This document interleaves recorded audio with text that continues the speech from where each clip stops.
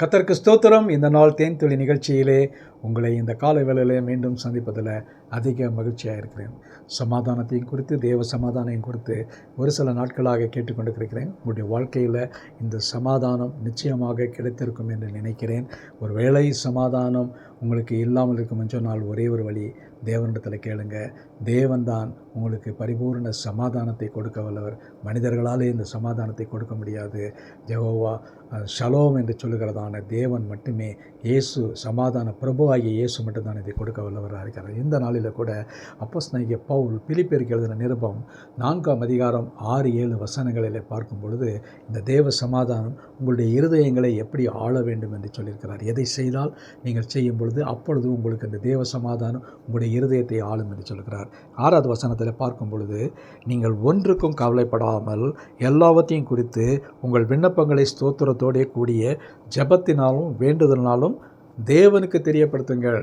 அவருக்கு தெரியப்படுத்துவீர்கள் என்று சொன்னால் அப்பொழுது உங்களுக்கு கிடைக்கக்கூடியதான பலன் என்ன தெரியுமா? அப்பொழுது தேவ சமாதானம், உங்களுடைய எல்லா புத்திக்கும் மேலான தேவ சமாதானம் உங்கள் இருதயங்களையும் உங்கள் சிந்தைகளையும் கிறிஸ்து இயேசுவுக்குள்ளாக காத்து கொள்ள கடவது.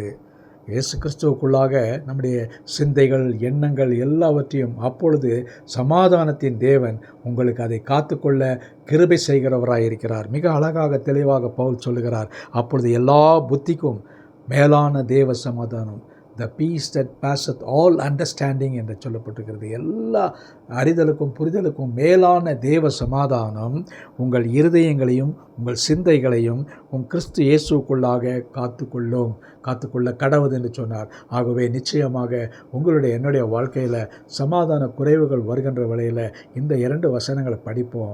அப்பொழுது உங்களுக்கு எல்லா புத்திக்கும் மேலாத தேவ சமாதானத்தை அவர் உங்களுக்கு கொடுக்க வல்லவராயிருக்கிறார். அப்படிப்பட்ட தேவனை நோக்கி பார்ப்போமா? நல்ல ஆண்டவரே, உம்மை நன்றியோடு துதிக்கிறோம், ஸ்தோத்திரிக்கிறோம்.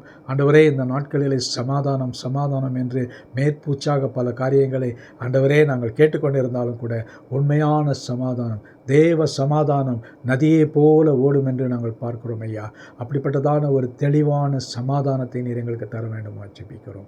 ஆசீர்வதிங்க. இந்த நாளிலே இதுவரை எங்களுடைய வாழ்க்கையில் சமாதானம் இல்லையே என்று நினைத்து கொண்டு இருக்கிறவர்களுக்கு ஒரு பரிபூர்ண சமாதானத்தை அவருடைய இருதயங்களை நீங்கள் ஆள கடவுது என்று சொன்னீங்களே, அப்படியாக அது ஆள கடவுதாக இருப்பதாக ஐயா. ஆசீர்வதிங்க, வழிநடத்திடுங்க. மீட்பர் இயேசுவின் நாமத்தில் ஜெபிக்கிறோம் நல்ல பிதாவே.